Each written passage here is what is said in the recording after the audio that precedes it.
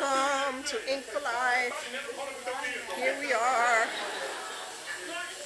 Madball's doing another tattoo. A beautiful Jesus. Wow, look at that. Madball hooking it up. What's up, Madball? What's up? Yeah. Come on down on Saturdays. Madball's here on Saturdays. Eventually he'll be here more.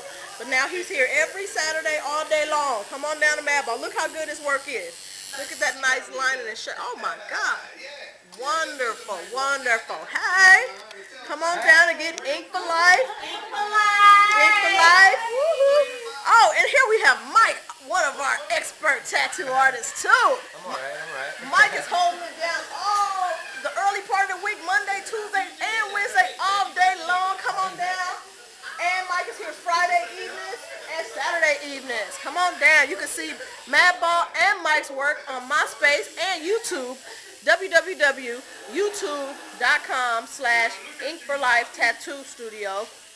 I should be saying that with my face showing. Don't touch that. Don't mess it up. Come on down to Ink for Life. You can check us out at www.youtube.com/inkforlifetattoo studio. Come on down to Ink for Life and get Ink for Life by Mike.